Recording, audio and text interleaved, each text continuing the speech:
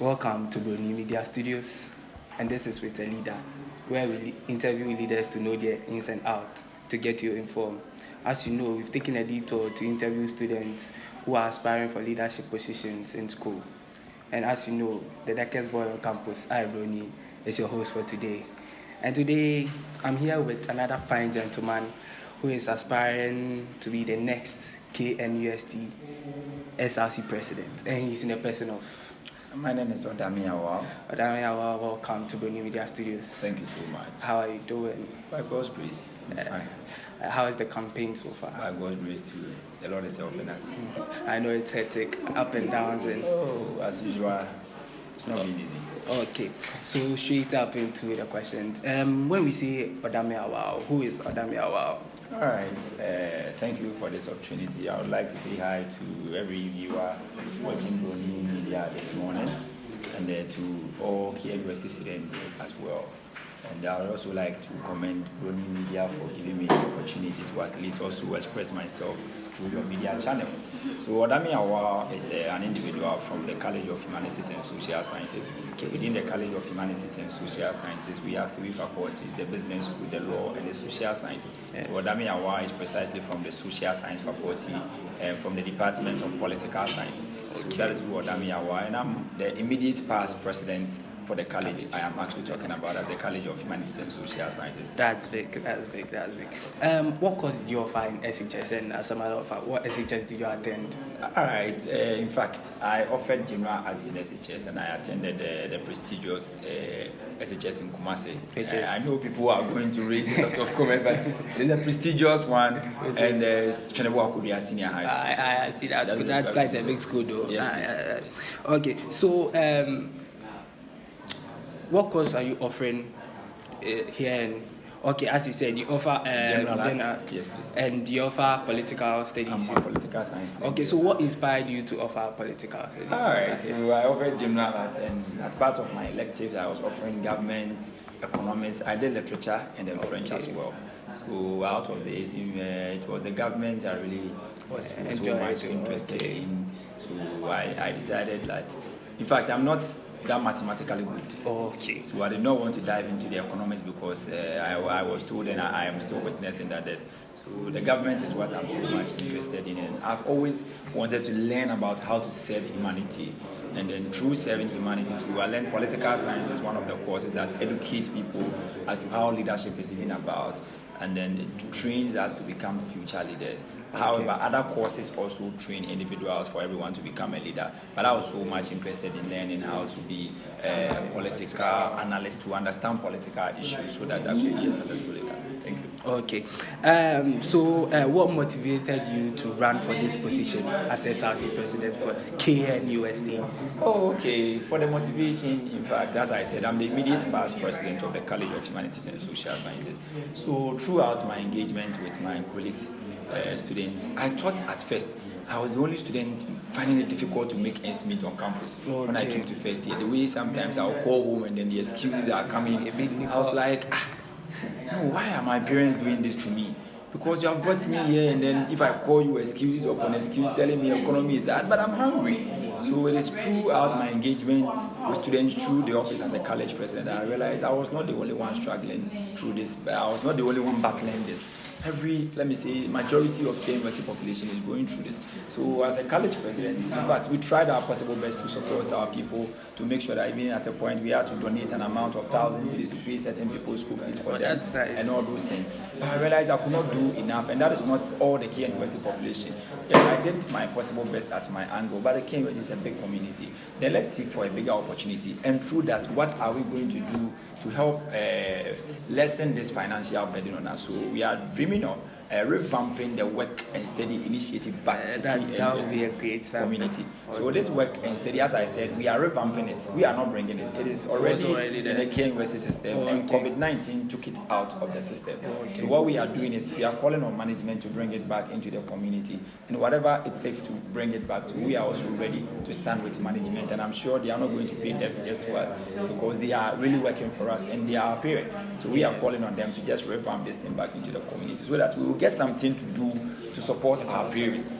Even if the help is not coming from the house, you get something small at the end of the month. So that's a nice initiative. As a person, as a human being, we have our ups and downs. So let me say, I'll ask you, what keeps you going? What keeps you going? Okay, me personally, ODAME AWAL, what keeps me going is this man. That is me. What keeps me going is the man up there. That is the Yashua Yamasia. He's the one that keeps me going. Okay. If you see me, if you wake up and you walk around and you hear ODAME AWAL, if you see me walking anything, it is not my parent, it is not myself. It is the man up there. That is the Almighty God that keeps me going. That's great. Okay, so every individual or most of the people look up to certain people in higher positions or look up to others. So I'll ask you, who is your role model?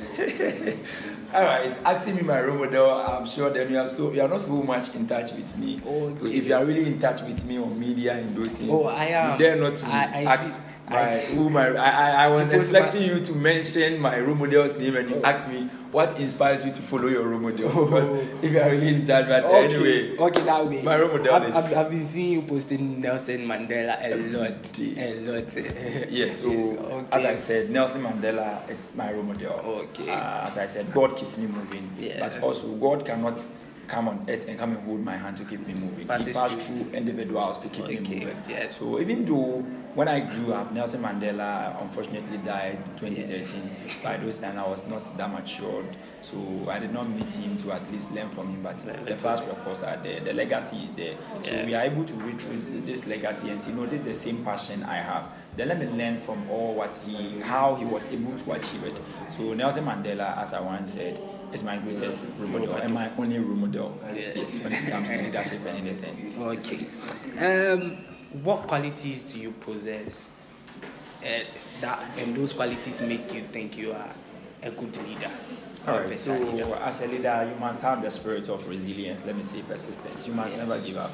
If you are a leader and then you think maybe you are doing something at a point that people are complaining this. One thing is a leader must have vision, which is far above or far ahead of the people. Yes. So I might see that maybe next month you will need this. Maybe next month I could see that the prices of rice, for instance, I'm making an example. Maybe I could see that within the next 2 months, the price of this phone could increase by 20%. So as such, I would want to buy about 10 of them and keep it today, so that when it gets to that time it increases, it doesn't affect my people. But the people will cry, why is it that today you are buying 10 bags of rice, not seeing the future? So as a leader, if you are a leader and you don't have that kind of perseverance, you just forget about it and then just keep quiet and get there and struggle with the people. But you must be that person. When you decide, you make sure how far is the vision. If you see that this vision is really far and then it is going to have great impact on the people, you must persist on it. And I'm that guy. I never give up, no matter the instance or whatsoever. And that is what actually is keeping me as a student servant. No matter the situation, but I will never get back. I can see you are taking your economics serious, because how you are saying economic terms over here. That's good. What are some of your goals? Let me say policies. As you've mentioned, work and study. What are some of them, and how do you plan to achieve them? All right. So first of all, as I already mentioned, our frontline policy is to help our individual students to at least lessen their burden financially on campus. In fact, my greatest joy will be that even if I come to be the SRC president and I'm able to achieve this thing alone, I'll be so much grateful to myself. Okay. However, this is not our only policy. We are also so much interested in our Obuasi campus as well. Obuasi campus is also KNUST campus, but it's unfortunate that the support there is not enough on the angle of student leadership, and I do not blame the leadership there. But the leadership on campus, they also owe allegiance to the KNUST SRC. They vote for the SRC president. Yes. But you go to Obuasi campus and then students have to still pay for shuttle fees and for the shuttles to pick them to campus. I didn't know about that. It's because it's not like main campus here. Their hostels are very far. Okay. So management have paid for these fuel fees for the shuttles and those things. So what they do is the student pays something small, so that at the end of the month, the hostel managers will use that money to pay the shuttle. But now we are dreaming of an initiative whereby the last time I went there, students were charged 3 cedis per shuttle fee every day. So when you are going 3 cedis, when you are coming 3 cedis. But I asked myself, so if I wake up within the week and I don't have money, What? How do I get to campus?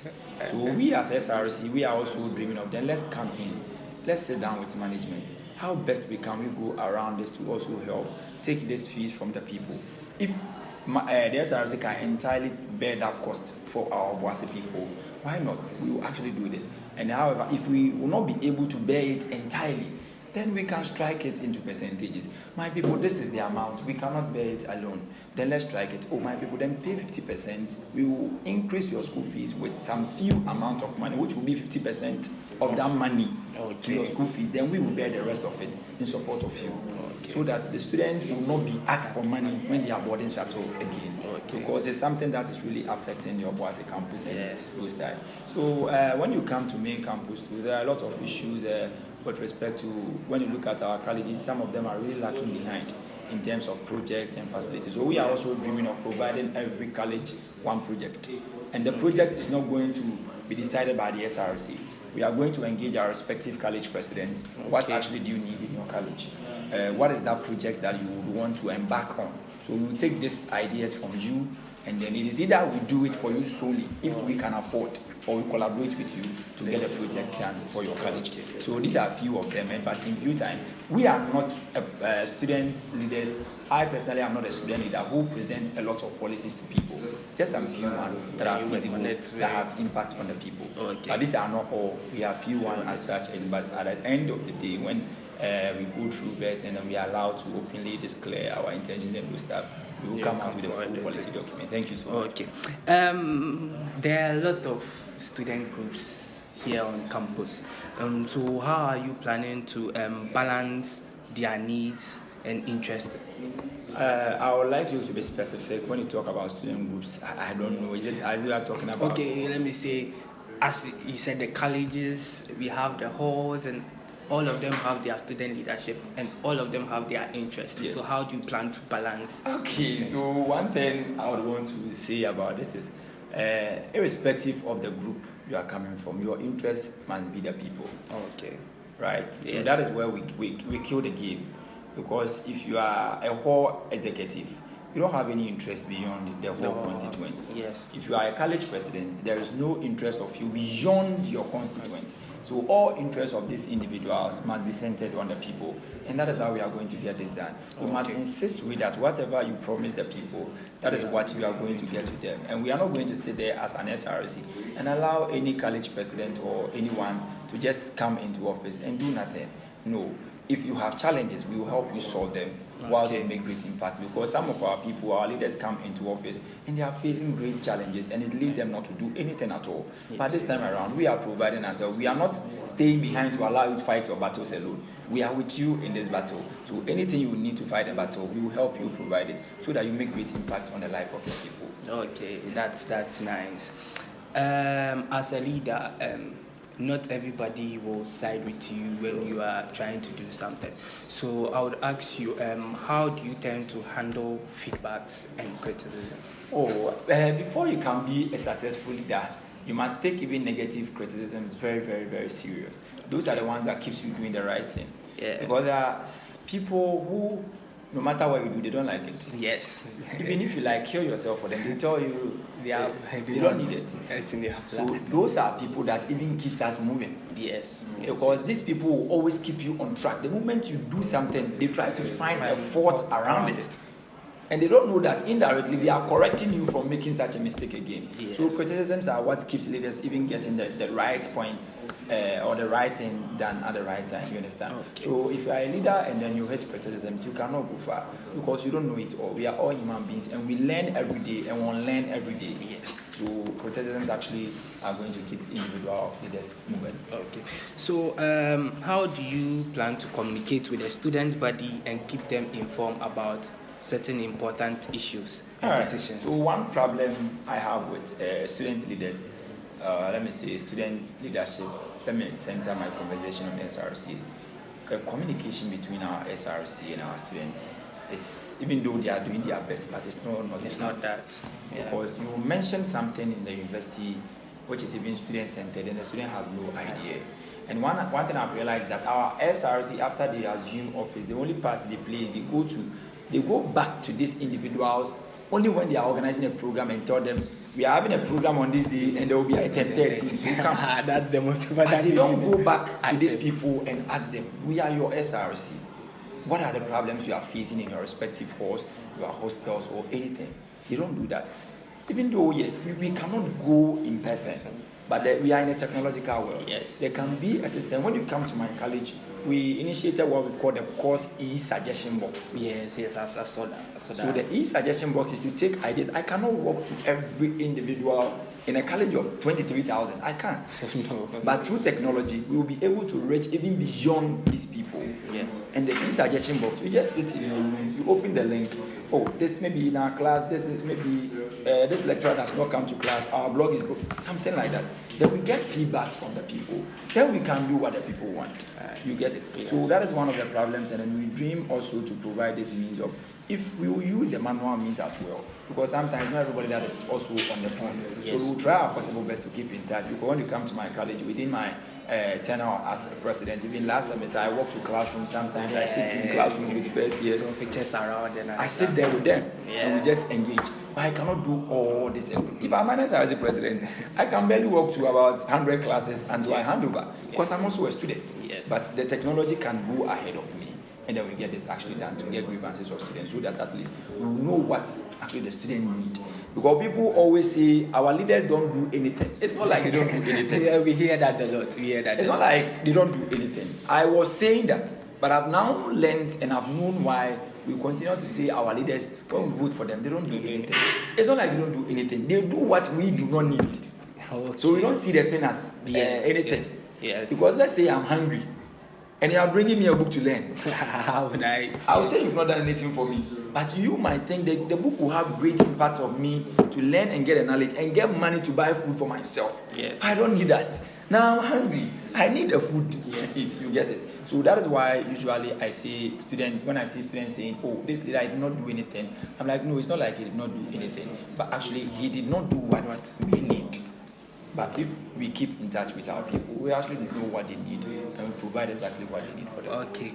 You made a point where you said you are a student. So how do you you were the immediate college president? Yes, please. How do you manage the presidency and your student, you being a student? How do you manage that? In fact, it is not easy. But this thing I'm talking about, leadership, is something that is about passion. If you have the passion to serve your people, irrespective of the circumstances, you have to sacrifice. And becoming a college president is not just like being a classroom. Sometimes you even attend meetings outside the university on behalf of your people. And when you attend the meeting, your lecturers will not put the lectures on hold. They will still continue to lecture. And you will be attending meetings upon meetings. You will be there and they will call you. We have a meeting at this time. You must be there. You are in the meetings with professors. They are not students, but your colleagues are in class learning. So what I do is we strike the time. Now, within the daytime, let me use it to serve my people. But in the night, let me also go back to my books and read it. And I could say that throughout my agenda for college president, I did not drop my CWA. Gosh. I have heard people saying if you do agenda, you don't drop. Yeah. And I even increased after my second semester agenda when the politics was so tough. I even increased by 2.5. That's quite. And that's quite high. currently, being the college president, I increased. And now I'm doing SRC again, and I've not decreased. My CWA is still intact. Oh, okay. So there's a way we can actually balance it and make sure, because we are here not, even though we are serving humanity, but that is not basically why our parents sent us here. Yes, so if at the end of the day I go back and show all certificates of leadership to my parents, they'll be so glad. Yes. But where is the ultimate goal? I have missed it. And they will tell me they have spent in vain. So I must safeguard both and make sure that I make them proud. Okay, I have to come to you so that you show me certain ways to do this so that I can do this. What are your strengths and weaknesses, and how would you tend to improve on your weaknesses? All right, so I am an all hands on deck person. If I say we are doing this, we are doing that, right? And I'm this person that I'm very active when it comes to let's work together. I deal with a teamwork. Yeah, teamwork person. Right. That's nice. I deal with a teamwork. I love it to see working with people that everybody is around. We are getting it done. We are getting it done. We are getting it done.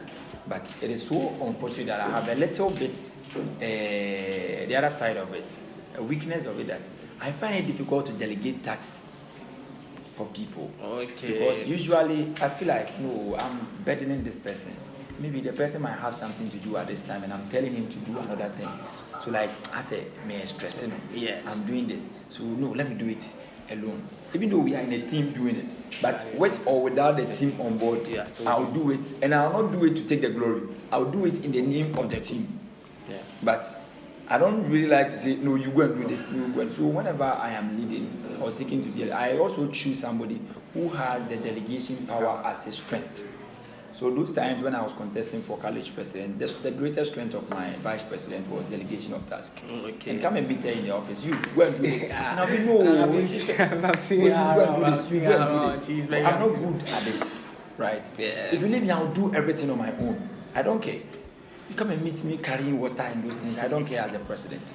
But at a point, a leader, you must be able to delegate. So we are also through this learning, and now I'm able to do that. Sometimes I'll just delegate and I don't even look at your face. I'll delegate and take off my eyes. So we are also through the leadership learning how to actually improve on ourselves. Okay. But whenever I seek to work with anybody, I choose somebody that has strength in that angle so that we can equally balance. Yeah, because a leader, if you don't delegate tasks, you cannot do all the work alone. Yes, yeah, so I've forgotten that saying that somebody obey me now. So you can't do everything. I also mean come back and go see how we progress. Okay. So why do you think you are the best candidate for this position? Alright, so shortly, I would say everybody is the best for this position because anybody contesting for SRC position at least believes that he or she deserves the position. That is why he's contesting. Yeah. But there are differences in our midst. The differences let's talk about on a level of experience. KNUST is a system. Yes. So if you don't understand the system, even sometimes I look at my colleague opponent and then their policy, I don't know, these people don't know the system. You don't understand it. I wish I had the power to mention some of them to you and explain to you why they don't understand the system, but it's so unfortunate that I can't do that here. But it is about understanding the system. That is why me personally, when I came to KNUST, I realized that our SRC presidents have been chosen based on sympathy, not on competence. Okay, yes. The person contests once, he loses, and he come again. Instead of giving us the vision, coming to beg, the second coming. And that has even been a frontline policy of candidates. Second coming. Not this year. We have been seeing that over the years. And I don't believe anywhere in leadership that sympathy is a tool for competence. I don't know anywhere a leader's quality is supposed to include sympathy. You must prove to the people why should we actually entrust you with our resources or even our offices and do stuff. For you, why should we even trust you with our voices? You understand? So that is why when I came to KNUST, the vision was actually to contest for SRC president. But I did not want to just be that individual. I contest once and I lose and I come again and beg for vote. But I wanted to be within the people. Let me serve the people for them to see that, yes, I want to do this. Now, this is how I'm doing it. If I'm not good at it, the people themselves will correct me. Yes. That this is how we do it. This is how we do it. So that when I get the ultimate, I know that at least I have learned with my people. Yes. The people too have taught me what they need so that we actually get there and then get the work done. So it is not about being the best or being the only best. We are all best. But the vision and understanding the system is different. People just come and give words. They don't even know what is going on. They say certain things. They're like, wow, is that how? But you see, that is politics. So it's not about the best. We are all the best. But this case, the difference is understanding the system and your experience with the KNUST system that you can easily function. That is what differentiates us. Okay, that's quite an answer. If not you, who do you think is the best for the position? All right, so thank you for this question. If I am asked this question, I think I don't even decide on me becoming the SRC president. My decision, I just have one vote. I don't know if you know that. I just have one vote. So if you ask me a question, if not me, who becomes the SRC president? Even me. If I don't want myself and I go and vote for the person, he might not be the SRC president. So what I will say is that if not me, whoever the people want to be the SRC president becomes the next SRC president. Okay. But to me, I just have one vote. So I cannot say, oh, maybe candidate B, candidate A, candidate C becomes, if not me. But if not me, whoever the people think he or she actually have their interest at heart become the next KNUST SRC president. Okay. Looking around, there have been this issue with continuity. One administration comes inside, they start a project, when they leave, the other one comes and puts them aside. How are you ensuring that you are going to continue the previous administration's project and pursue yours as well?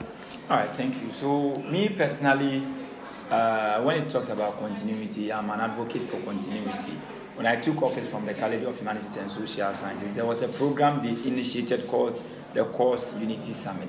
Yes. It was first organized by my predecessor, His Excellency Master Francis Xavier Zeche. So this program was aimed at unifying our three faculties to bring them together to educate them. And that was even my maiden program throughout my office as a college president. So there are projects that the SRC have also embarked on. But I would say most of them I am not prone to them because maybe I have not been educated on the projects that they have embarked on. But I always, as I earlier said, I look at how long is the vision.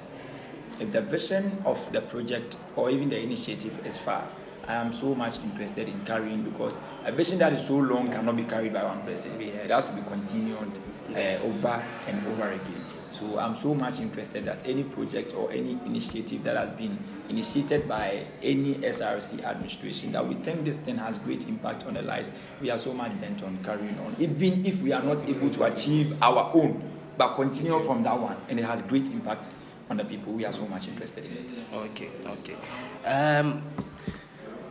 On the SRC, we've heard the SRC has been criticized about lacking unity among their people because each person, the general secretary, financial secretary, the SRC president themselves are being elected differently. And they come with their own interests. So there's a problem between unity among them. So how do you plan to foster a unified the cause of this problem is simple. When I came to office, I realized that before I even came, I saw this thing that you are even talking about today. And the problem is simple. After these people getting into office, it is different to be a politician and it's different to be a leader. The processes of becoming a leader is politics. But students continue to play politics when they are leaders, and you will get it wrong. So I'm drawing inspiration from my college. When I came, I told my people that there is nothing going to be organized from anyone's office. We are all organizing the thing as an office.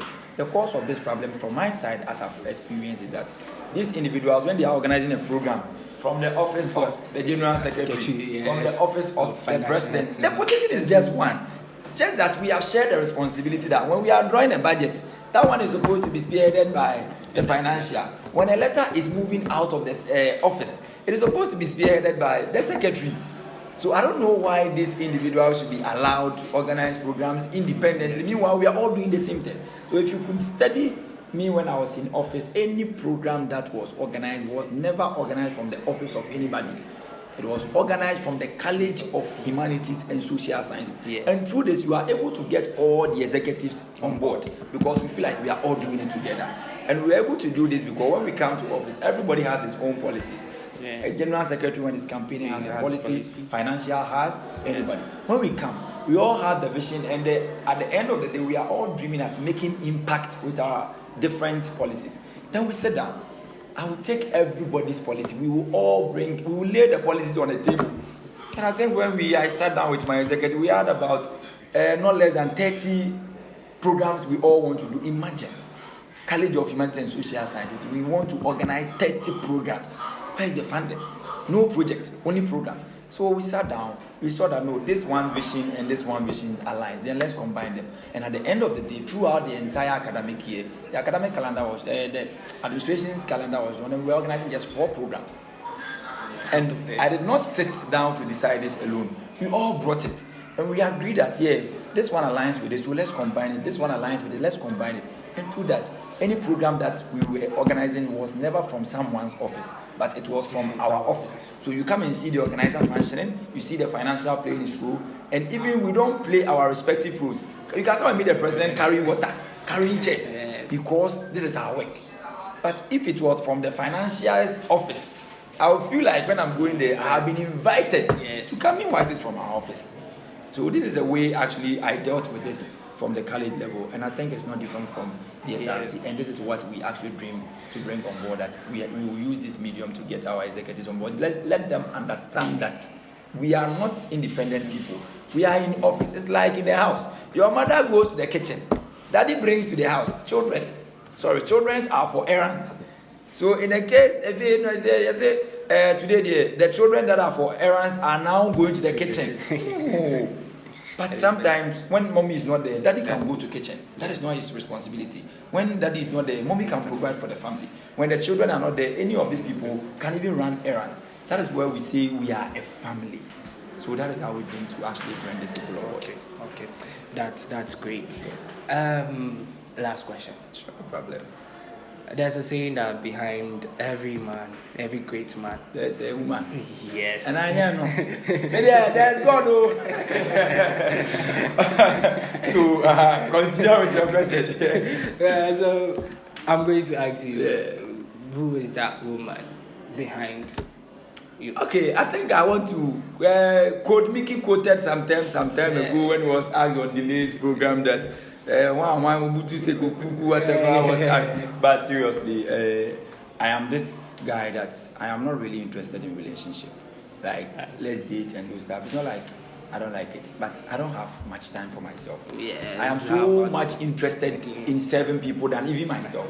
And my friends usually say, the Bible said love your neighbor as yourself, but you are rather loving the neighbors and leaving yourself. So I am a friend of yours. I could say even when it comes to my friends, I have 80% being girls. That's hard. I'm a girls guy, right? I know every girl. But through that, I know what girls need. They really need attention. They need that kind of boyfriend that will always have time for them. At least sometimes, if you are not taking her out, you hold her hands, you walk on the street, go there, they like it. But this boy will not get it. So now the only lady in my life is my mother. Okay. That's nice. The only lady in my life now is my mother. But until we get maybe that time where we get the opportunity to have time to also make our lady comfortable and those things. Yeah, when they are coming, they will tell you, oh, we don't care about you. We know you are busy. And you're not correct. It is not true. You understand? So for now, there is no lady. Okay. Which does not mean that I am against it. But it's because of my situation. If I get the opportunity, in fact, I would like to also enjoy what we call love. But it is unfortunate that I'm not getting the time for that. Okay. So this is it. Great conversation with ODAME AWAL. ODAME AWAL, your last words to your viewers. All right. So viewers of KNUST, once again, this is ODAME AWAL, your next KNUST SRC president, and I'm here. We have had a lot of conversations here, and I would not like to say or even repeat what we have said again. We are getting to the polls, and these are times that we have the decision to choose the right person. But usually we make the decision, and at the middle of the journey, we begin to gnash our teeth that this person, if we had known, we would not have chosen the person. So it's so much, we have had the discussions. You can go through the conversations and see how visionary this guy actually is. And then we are here not for anything, not for our personal interest, but we are here for your interest. To make sure that you do not become that individual that you are only fending for yourself on campus alone. But your student leadership is also so much interested in your welfare. So this is ODAME AWAL once again. And we will need your vote on 24 July to become the next KNUST SRC president. So by ending, I would like to say a few shout out to the Bruni Media House and my own campaign team called the Nyajidi Fraternity, and to all KNUST community that, in fact, it is time, and then we really appreciate your time with you. And I personally want to recommend Bruni Media to you and to your colleagues. Whoever is watching this, no matter where you are watching it from, recommend it to your colleagues that this is actually a media that is actually bringing talents on board. They are able to give the opportunity to student leaders to actually bring out their vision, digest what they have, and then through that we are able to make the best decisions. So this is your best spot to watch at any point in time when you need information about anything regarding news on campus. So thank you so much. Thank you, ODAME. Okay, guys, this is it. The Darkest Boy on Campus, Iboni, was your host for today. Don't forget to like, comment, and subscribe. Hit that notification button to get a notification on the other episode. Thank you.